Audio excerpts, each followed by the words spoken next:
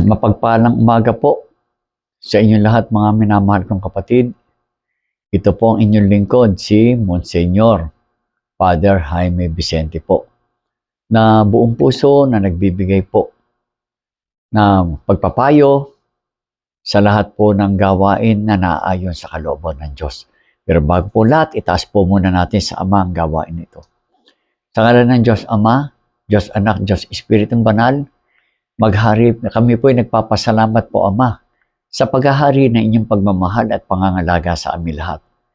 Naway pagharian din po kami ng inyong pinakamamahal na anak na si Jesucristo ang aming Panginoon Diyos. Amen, Amen, Amen. Mga kapatid kong minamahal,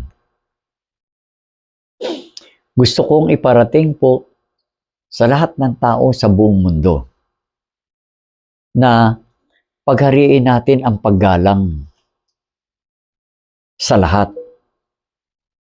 Maging sa Ama, maging sa lahat po na nakikita natin sa ibabaw ng lupa, igalang po natin. Marami po kasi sa panahon ngayon, yung mga gawa ng kamay ay hindi pinapahintulutan ng karamihan ng tao. Hindi po pinapahintulutan ng karamihang ibang tao na wag daw gagawa na anumang uri ng mga imahen, larawan. Pero mga minamahal kong kapatid, napakahalaga po ng mga larawan o imahen na tinatawag. Napakahalaga po niyan sa ibabaw ng lupa. Dahil po, ang Ama ay lumikha ng lahat at nilikha niya ang tao ayon sa kanyang larawan. Ang lahat ng nilikha rin ng Ama, may mga larawan din. Hindi maaring hindi. Kaya po, nalilikha ng tao ang karamihan na uri ng larawan. Kahit na bulaklak po. Di ba? Merong tunay na bulaklak. Nakakapaglikha sila ng mga bulaklak na artificial na bulaklak na katulad ng tunay. Ang ibig po sabihin, para sa pag-aaral ng maraming tao, kaya gumagawa sila ng mga artificial kung wala ang tunay na ipapaliwanag nila kung ano itong kalagayan nito. Halimbawa po, gumawa sila ng isang rosas na papel. Katulad po ng tunay na rosas. Ang ibig sabihin nun, na inire-represent nila, ito ay isang rosas. Katulad po ito ng isang rosas. Ito po ang itsura ng rosas. Iba po ang itsura ng gumamela, iba po ang itsura ng mga ibang halaman. Iba po ang rosas, ito po. Ang kahulugan po ng paglikha para ma-describe kung ano. Yun nasa larawan. Katulad po ng paglikha ng mga rebulto, paglikha po ng larawan ng Ama, no, ng Ama po, nagagalit po sila. Kasi lumilikha raw tayo ng Diyos-Diyosan. Larawan pa lang po nilikha, wala pa po Diyos-Diyosan. Wala po Diyos-Diyosan doon. Kasi hindi naman po yan itinuturing na Diyos. Itinuturing po na ang larawan na yan ay larawan ng ating sinasambang Diyos.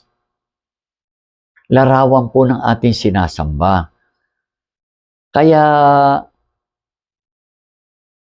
kung hindi po ito mauunawaan, kung maaari lang po,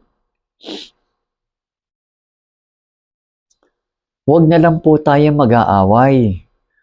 Dahil ang sinabi sa banal na aklat, magmahalan kayo. Kaya mga minamahal kong kapatid, yung pagtatalo, hindi po yan tinatawag na ipinapaliwanag yung tama. Kasi pagtatalo na nga po, nagtatalo na.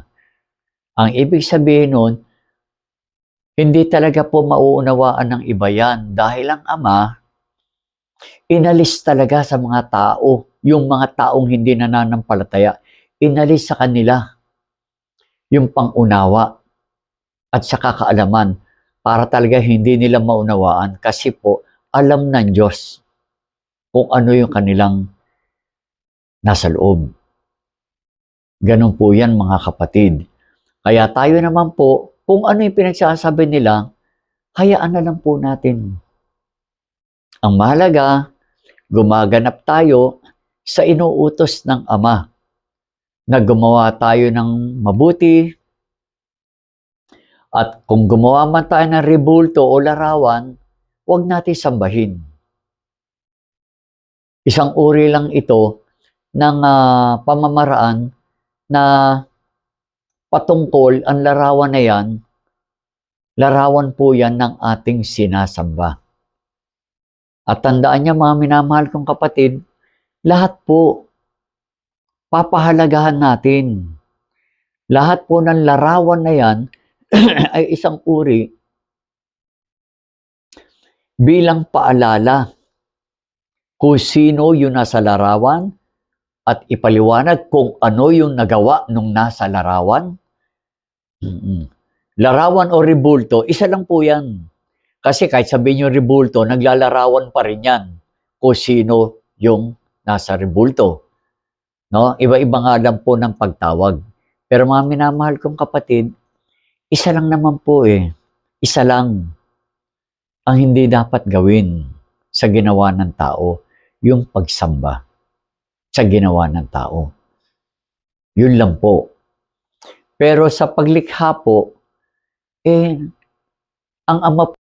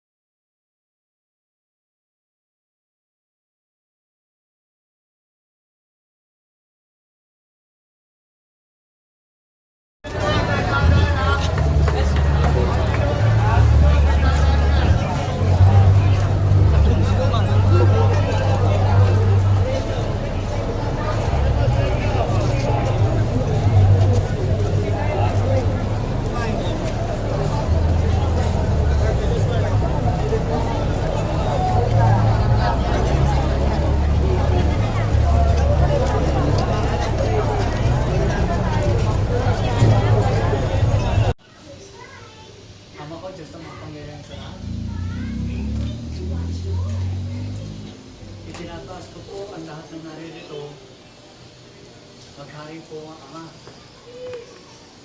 ang inyong dakilat kabanan-banal ng Espiritu sa pangalan po sa taon ng Reportero. Amang sator ang Reportero Overrotas, sa ugnat at danadam, sapo na Teho, Res Christum Dio, hindi yung iyong abang ang buling ng Christus. Sa ratator Adam, Tragula at Sandabat, Alegatong Ramay, Exaso, Roton, Natin, Ramay tayo sinubit na tambat isipulong Christus. O nator, Kapulutor, Manuel, Lumakatang Rotatem, Axkulong, Templatit at Rotaton, Sanctissimo, Artissimo, Trinitatis, Om, Trinitatis, ako ba kung nakamera ay superhilito? Kadyama kay Luis ay nagsabrat ang sunod na o riyang biro o ay yung mayag ng absolute o kitsa teksik at sa atin along lang kayo sa ordens Amunsyon, Bretsmiat, Eloy Palibaw, Pangilon, Tama, Elhulusi, Elohi, Petagramadon, Onela, Penelion, Elohi, Ramanatos, Rami sa Senas, Nesagin, Manong Misas. Shaddai, Adonai, Talagang Mamasong, Gatsman, Alohayin, Resmian, Elohi, Belawala, Petagramaton, Ehiya, Nagawon, Melon, Nagora, O Bela, Pantunel, Ehiyan, Bulan, Akla, Rosary, Susenas, Tukul, Pagkatis, Creation. Et Shaddai Adonai Tetragrammaton Deus Rotterdam. Elohim Rex Dei Elohim Pater Deus. Tuai Elium Naxio Exet Oro. Obtenendurium Brutuam Elim Rotiel Angeli. Reveram Omni Didium Patas. Sikina Adoniel Tatsel Obrel Angel. Amitiel Roel Halpari Gamiel Pateras. Christian Ilaura Numiel Esmut Ormir for the future Cordia Asiel. Ganyan po tayo silikiya asakas na sila. Sa hetikos na sa lahat sa hetikot ang mabomo ng tesinot. Akasak sa sinisir, eksedisen po mo po po. Todosot eksedisen, bumi, disitim, disikisit. O limero, pinimilit, esenesa, rito, esenesa. Ibisi, ako, pisisit, alasakasa, sa siglo marsaptong todosong o gabong na paling lumayan ng eksesaya ng itong bukas. Trumito mga marsakot na rin kahit kasaya kahit ang malikong sa tos kaya matesa sa libat ang ito projero po tas komunisyon tatarain ang itong sikin. Sa mga sa tihim maturihat o ano na ever asita sa rapasal at sa heksa pagmit sumo tuksak sitin na lang ang lumumong isin na wala mo pinarit hindi niya repitin ang sana rumiti o namin Pintit asana sanitas. In nomine Patri et Filii et Spiritus Sancti. Pater noster Alpha et Omega. Salve et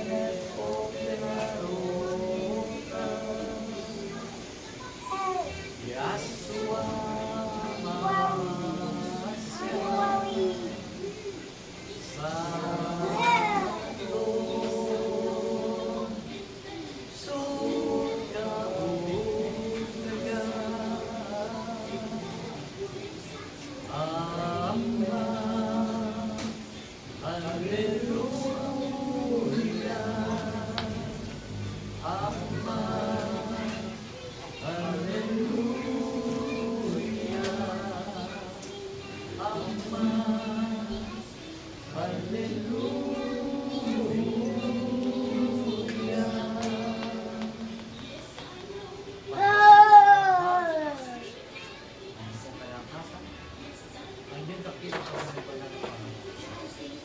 financially, physically, spiritually, physically, at umakapaw.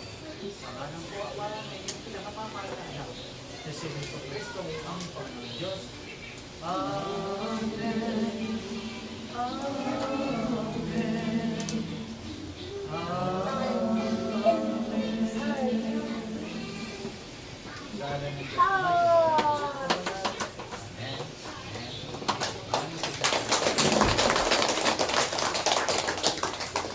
Walang pa tayo ha. Serious naman tayo.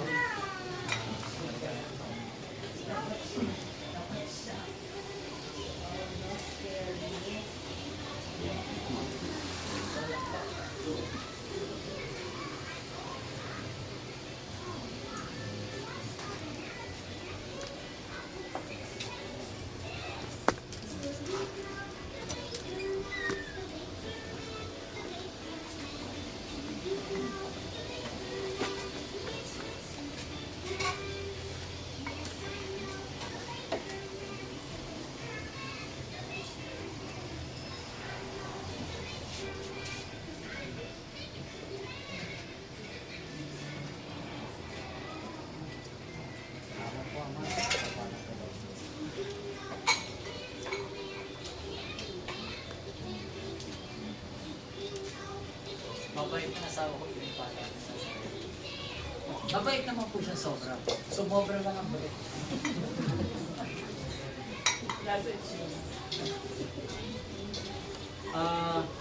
Na ano lang po, na antala lang kasi malakas daw ang alon, kaya hindi po. Uwi na tayo.